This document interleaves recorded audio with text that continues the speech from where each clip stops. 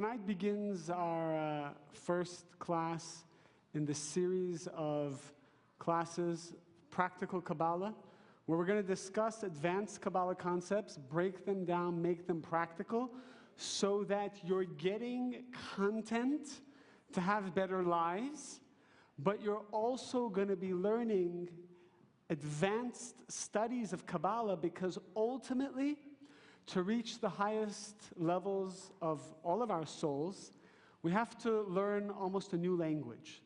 Kabbalists call it a language of branches. It's another way of understanding and viewing life that is beyond just what we learn in Kabbalah 1, 2, and 3.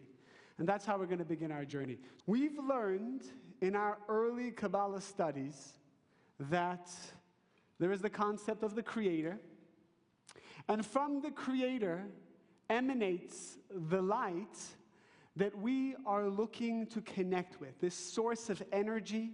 When we have a problem in our lives, we need the light. When we feel down, it's because we don't have the light.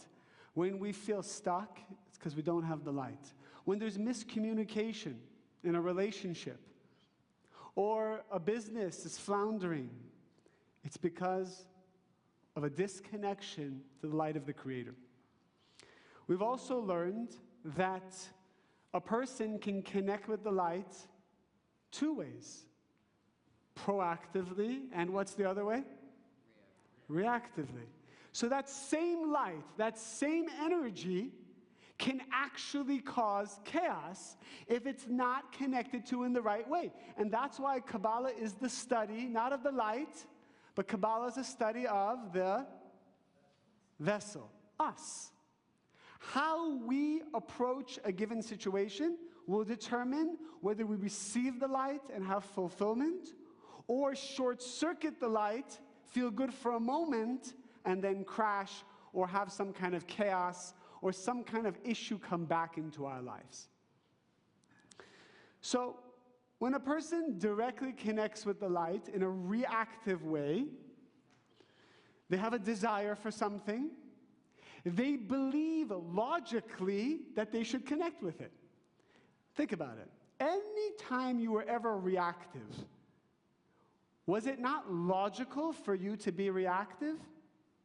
You're hurt, say something. Something doesn't go your way, worry about it. Someone criticizes you, be defensive. It's all very logical. And in fact, every time we've been reactive, in our belief system, it was the truth. It's true right now that I need to be this way. Otherwise, we wouldn't do it. If in our belief system we didn't believe that being reactive is the right thing at that moment, yeah, later we regret it, later we realize, but in that moment, we believe it's the truth. And that's why we do it. Truth is a tricky word. Truth is positive. The Creator is truth. When we remove all the pain and suffering from this world and everyone is spiritual, everyone will know the truth. Everyone will live by the truth. What is the truth? Bread of shame, to remove bread of shame. Each person will only take what's his. No one will overreach. No one will be jealous. No one will be angry. Everyone will live by the truth. But the Kabbalists say, in our time now, while we're going through our correction process, people who live by truth and logic only are in store for a lot of chaos. And not only that, but they will be the ones who will create the most chaos in this world. So we're going to actually learn that every time we've done a mistake in our lives, it's because we've came from a place of truth and logic only, without something else to connect it with, which will give us true blessings. Does that make sense? Now, some of these concepts we're going to learn will be advanced. You'll feel like, I get it, but I don't get it. That's totally okay. We're broadening our consciousness. We're broadening the breadth of our soul. The Kabbalists share that we can actually give the concept of the light that we've learned about in Kabbalah 1 a different name. This light is also called the light of wisdom. What's it called? Light of wisdom. The light of wisdom is that light we learned about in Kabbalah 1. It's that light that fulfills, that comes from the Creator. Where does the light of wisdom come from? Creator.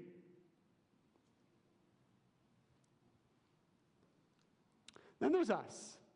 It says that actually every time we overcome something, we overcome our reactive nature. Reactive nature means selfish nature, means I want to receive right now. I feel lack, I feel afraid, I'm in pain, something is bothering me right now, I'm bothered, I'm uncomfortable. So what am I going to do? I'm going to say something, do something, think something to get energy. That's the bottom line of reactive behavior. I'm uncomfortable, so I'm going to say, do, or think something that will make me feel good to receive the light. Right? You're upset. You're by yourself, sitting in your office, and you're upset. And you're sitting there, and you're doing nothing but this.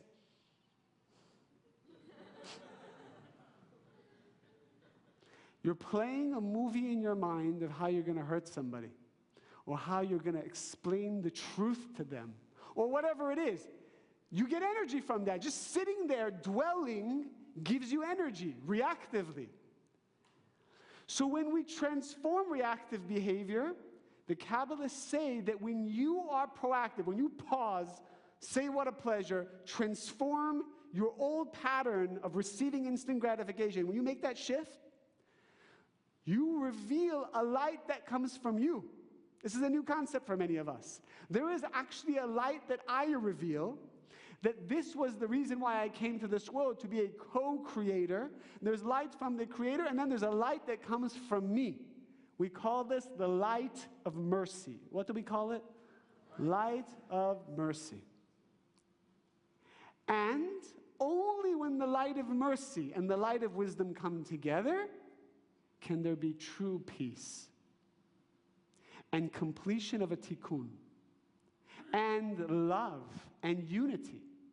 So imagine a relationship between you and your spouse, you and your husband, you and your wife, you and your girlfriend, you and your partner. If there isn't a constant effort on your part to reveal light of mercy becomes the vessel to hold that light that we're all looking for, which is the light of wisdom, the light of fulfillment. Does that make sense? I reveal a light. Can I use this cup? I reveal a light called the light of mercy. It actually becomes a receptacle. That light becomes a vessel in many ways to hold the light of wisdom. What happens if I just grab light of wisdom without creating light of mercy? What happens? We call this short circuit. So if you're in a relationship, what do you want in a relationship? We all want energy from the person. You want something from your partner. That's why you're in a relationship. You want something from them. You want them to love you, to be compassionate, to give you something, comfort, structure, order, money, children, something. And that's fine, because that's the way the Creator designed it. But if you're receiving this energy from someone, but you're not creating light of mercy through, we're going to discuss it in detail, but through your transformation, through your acting mercifully, you will have a problem in this relationship. And it will be a win-lose situation. You win, they lose, because you're not creating light of mercy. So in life, the reason why people are sad, depressed, angry, unfulfilled, whatever the reason, not revealing enough light of mercy. So let's learn more about the light of mercy.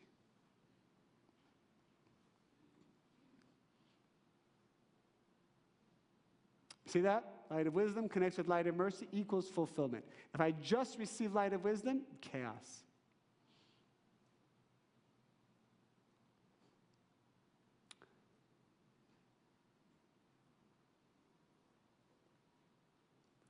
When a person lives by truth, truth, say the Kabbalists, is the opposite of mercy.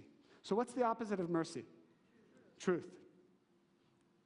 It might be confusing, but it's not. When a person lives by the truth alone, without mercy, without the concept of mercy, remember, there's a light of mercy and there's mercy, compassion coming from me. So it's two concepts. When a person lives by the truth, he will have a horrible life. What is the truth? Hey, that's not fair. That's not fair. That's truth. He's logic and truth. That's not fair. What you just did, that's not fair. This person will be miserable his entire life. Hey, that's not fair what you're doing to him. This situation, this is not right. This is not good. Now, is he right when he's saying that? Yes or no? Yeah, he's right. That's what's tricky about it. He's very right. And not only is he right, by the way, people can be doing things against the laws of the universe, against everything we've learned in class. You are watching two people be reactive to each other. And then you come in, Mr. Spiritual, and say, hey, you're being reactive. Now, are you correct? Yes or no? You're absolutely correct. Are you telling the truth? Yes. It's accurate. It's logical. It's everything. But does that ever work? Hey, you're being reactive right now. Does nothing happen, right? Because truth by itself, what is truth? Truth is the light. It's like injecting raw light, and we've learned what happens when you inject raw light. You get this. This is a person who's receiving raw light. He gets chaos. So here comes me, and I know the truth. You did the wrong thing. Did he do the wrong thing? Yes. Everybody agrees he did the wrong thing. We as Kabbalah students realize he's done the wrong thing. But you know what's wrong? When I come trying to fix a situation by injecting the truth. Here's the truth, guys. I know you don't want to hear it, but I'm going to tell you the truth. By the way, if you're ever starting a conversation with, I know you don't want to hear it, but if they don't want to hear it, why are you telling them the truth? It means you're trying to inject that light where there's no way to receive it. Also logic. Truth and logic go together. When I live my life logically, I'm not going to be happy. What's logic? The Kabbalists say, what's mine is mine, and what's yours is yours. Listen, this is my life, that's your life. And if I'm going to give you anything, it's only going to be out of necessity to make my life better. Yes, and it looks like we're sharing and we're giving, but it's all calculated. It's all a little bit of manipulation of making my life comfortable. So logic and truth by itself, very dangerous. Do we have in society, do we sometimes see people who want to fight for the truth? And are they wrong? They're right. They're fighting for the truth. They want to create truth in the world. This is why Kabbalah is so important, because without mercy, which we're about to discuss, truth becomes chaos. You're actually creating more chaos.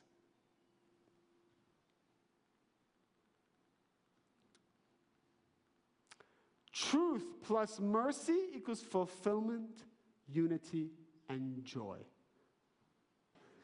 The light, let's review now. The light of mercy is energy that comes from you, your co-creator. The reason why you came to this world is to reveal the light of mercy, which becomes the vessel to receive the light of wisdom, which then creates that beautiful, amazing life where you receive everything the Creator wanted for you. Energy that captures and manifests the light of wisdom, which is the light of the Creator that we learned about. Light of mercy is created when a person resists his reactive, selfish urge and transforms it to a desire to share and be merciful. To come from a place. By the way, revealing the light of mercy isn't just, okay, pause. I don't want to be upset. It's still suppression, by the way. Until you transform it, open the heart, You reveal the godly side of you, which is mercy, compassion, feeling the other person, wanting to create a win-win. You haven't made the transformation, and you haven't revealed the light of mercy. You've just done suppression. Oh, yeah, I won't say anything. I'm upset. But when is it going to be over? When am I going to get what I want? That's not how it works. It's not when am I going to get what I want. I'm just going to not say anything right now. That's not Kabbalah. What we're learning is transformation. Why my soul came to this world. Correction. Without it, there's no other reason why we're here. Transform.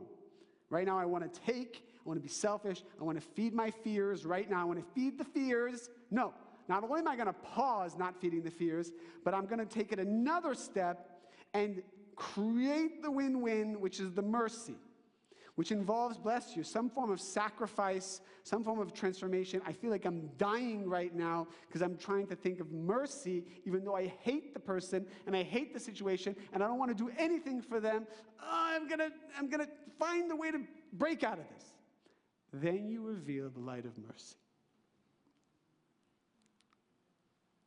The light of mercy is, I know I am revealing the light of mercy when my desire, intention is to create oneness, unity, and a win-win. Very simple. Is your desire, when you're talking to someone, confronting them, entering into a business situation, entering into any situation, going to a party, when you're going to a party, or to an engagement, or to a birthday, or to a whatever, are you thinking, you know, my mission is to create oneness, unity, and a win-win? Is that really what we're thinking? Sometimes we're not thinking anything, and if we're not thinking anything, by default, it means we're only thinking about ourselves. Because by default, we were created as selfish creatures.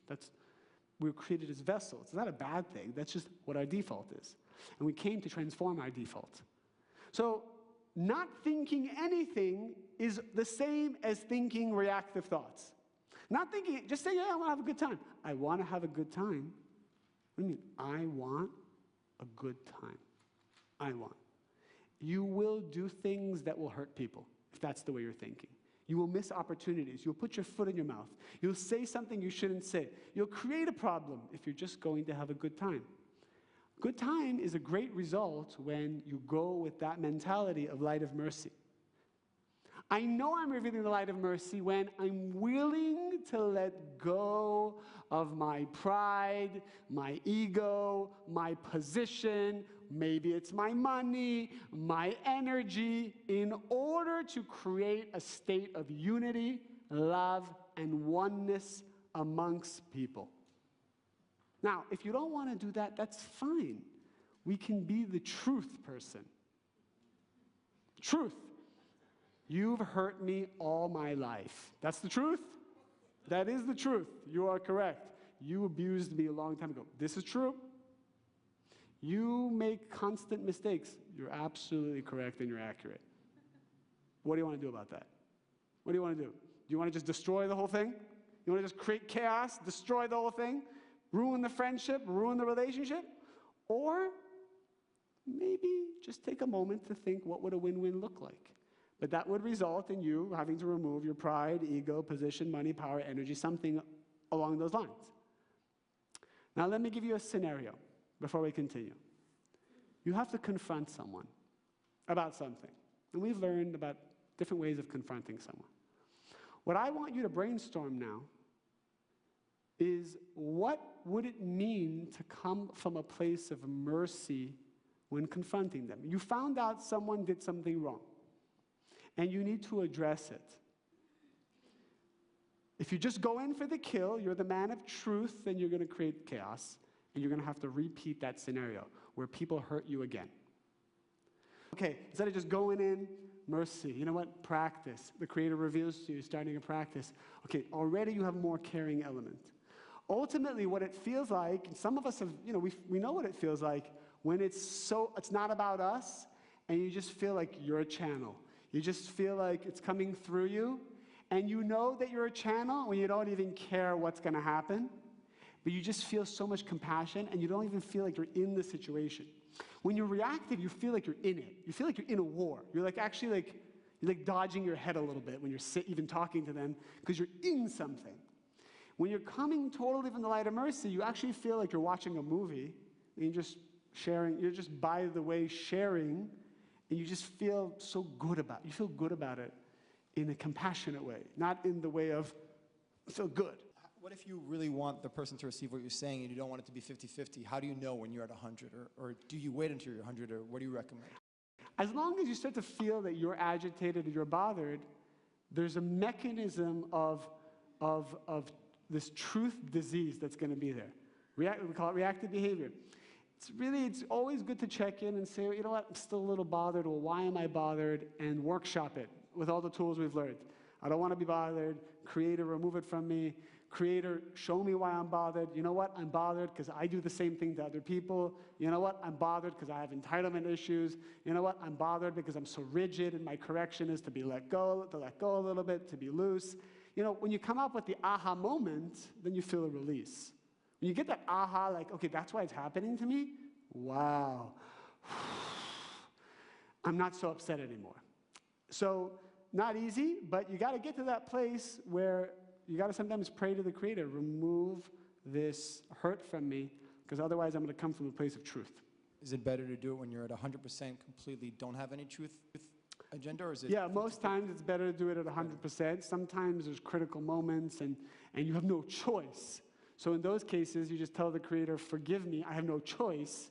I have 5 minutes, otherwise I'm never going to see this person ever again. Should I not? And you'll get a voice from the Creator that says, yes, my son, walk forward. and then you go for it. But you got to always just know that you got permission. You got to have divine permission. Is there a fixed amount of time you should pause for on major decisions or so forth? No, I don't think you could say there's a fixed amount of time. I think it depends. Each person is different with their circumstance, their soul, their consciousness.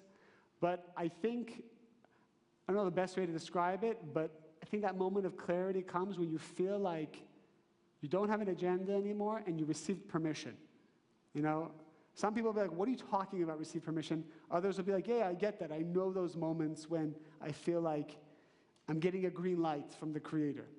And there's times where you feel, even instinctively, you don't have a green light, but you still do it anyway. So part of life's process is to become sensitive to that, and that's what it means to have a relationship with the Creator. Because you have a dialogue, and the Creator does actually communicate with a person, and you know it's real. You know that it's not the Satan talking to you. Okay? Yes, back to Eitan. I don't know how to explain why this feels right, but sometimes doesn't it feel right for two people just to lose a little bit of control and yell at each other, and it feels like that's actually a good thing? And that seems inconsistent with what we're talking about, so why might that be true if that's true? When people yell at each other and they're coming from a place of anger, I don't think it ever comes out right. But if you're a person who wants to talk it out and then stuff comes out, what was your intention from the get-go? If your intention was that, you'll be led there. If your intention was you want to hurt them, you'll be led to hurt them. You'll be led wherever your intention is. Intention is what will reveal the light of mercy or not reveal the light of mercy. What's your intention? Do you really want to help the person, or you want to blow off steam? Revealing the light of mercy means I come from mercy. I think about the big picture of how to help each person achieve his or her highest state. So let's go back to this person we need to confront. We said, let's learn about them. Let's understand their pain. You know, I've learned, even before I meet a student, do a little research. Who are they? What are they going through? You know what my favorite thing to find out about a person is? What do you think? What? I love to know their astrological sign. I ask 1,000 questions to a person, and it's annoying sometimes for people, before I can even really give them an answer. Because I need to understand who they are, where they're coming from, why they feel the way they do, were they abused, were they not, were they privileged, were they not, where are they coming from, is English their first language, whatever. All of these things to help understand the person. When my son was born, within 3 hours, I did his astrological chart. I need to know his chart. I need to know what his tics are, what his tikkun is going to be. Is he going to be a passive person, an aggressive person, a stubborn person, a prideful person, a lazy person? Is he going to be annoyed, or is he going to want love? Is he going to want to be held, or does he want to be alone? Is he going to like to sleep? Is he not going to like to sleep? You can learn astrologically, Kabbalistic astrology about a person. You talk to people differently once you understand what their tikkun looks like within their astrology. So it's caring. You're going to approach a Leo very different than you're going to approach a Scorpio or an Aries or a Cancer. Some people want to be spoken to directly, and they'll be upset when you're not direct with them. And some people need you to kind of throw it up in the clouds and allow them to grab it.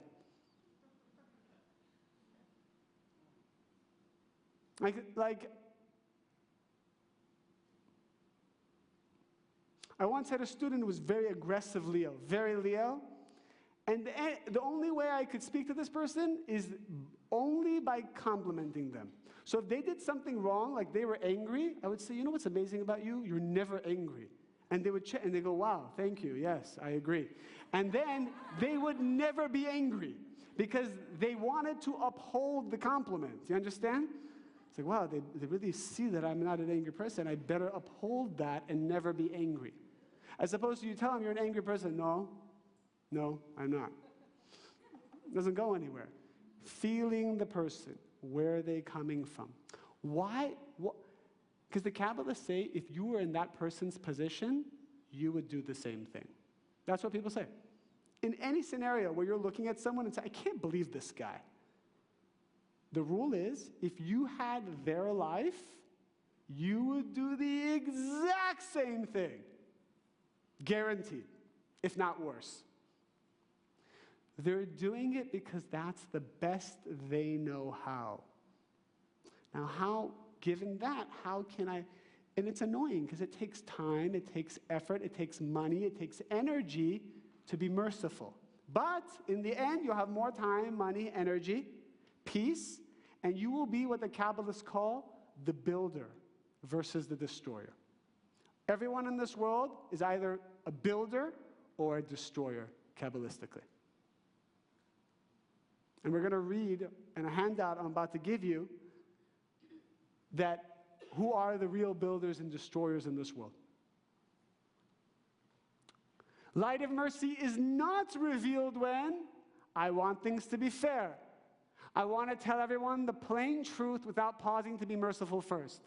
I am just rational and logical without pausing to be merciful first. What does our world need? And obviously it begins in the home. It begins with our friends. It's to think, all right, forget about the quick result. What needs to be done right now to create the ultimate win-win? That's the way we need to think about every scenario. And to think that way, we have to do what we learned in Kabbalah 1. Pause, ask the light for help. But now we're getting into the details. We're adding a little more flavor to the confrontation. Mercy. What do I gotta let go to make this person heal, grow up? And you know what? You know how much they're gonna appreciate it later?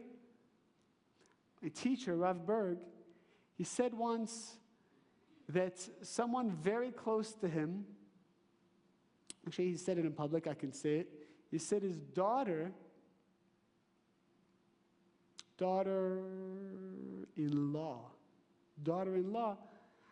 wasn't into Kabbalah, and it brought him pain, it brought his wife pain, it was a painful thing. It wasn't into spirituality, it wasn't into it. He said that he prayed, he was patient, gave mercy, and I think it was something like after 18 years, the consciousness shifted. And his dear family members saw the value of spirituality and the spiritual work and whatnot. He gave 18 years, or whatever the number was, patiently, not coming from above, not coming from a holier than thou, not coming from a dismissive, arrogant, ignorant place, not coming from, oh, who cares about you, you're not into what I'm into, forget you. patience, acting like the light, praying, coming from different angles. Coming from different angles. It says that a person who does his true spiritual work, even his enemies become his friends. How do you know you're doing the work? People who didn't like you start to support you and like you. That's a sign you're making a shift. Somebody who didn't like you out of nowhere calls you and says, you know what? I want to make peace with you. You know what? I like you. You know what? I'm sorry. Out of nowhere, people calling you. It's a sign you're doing the work.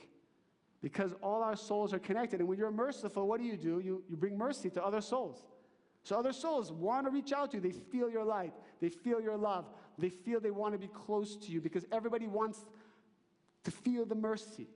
Mercy brings people together. Truth separates.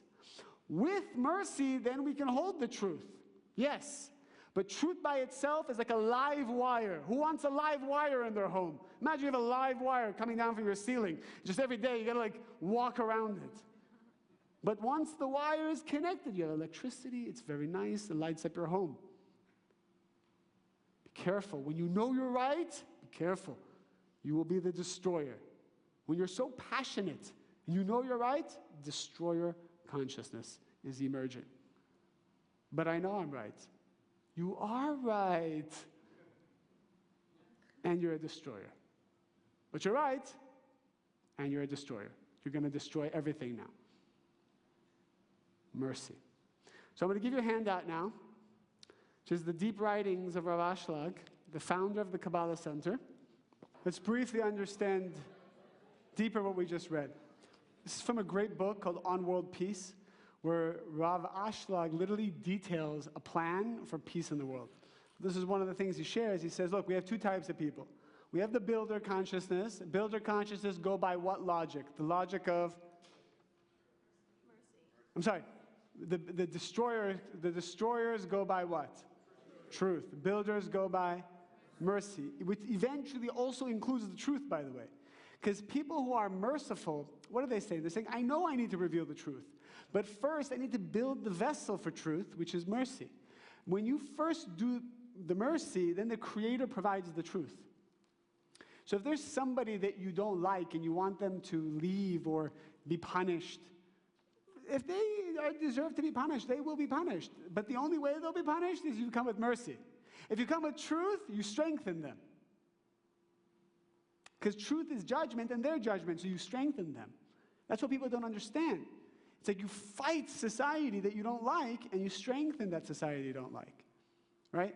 So mercy, again, it's tricky when it comes to society and, you know, situations that are very dire. But it does start, in those cases, at least with my own spiritual work. I must say, to the extent that my intention is destruction, that's what I'm going to create. Now, that doesn't mean you can't fight. It doesn't mean you can't have self-defense. It doesn't mean you can't create a revolution. But the intention, because also what happens usually when you create a revolution and then you succeed? What usually happens after that? Right? Those people become the new oppressors. Yeah. Exactly. And by the way, that's what he says on the last page, the last paragraph. He says, look,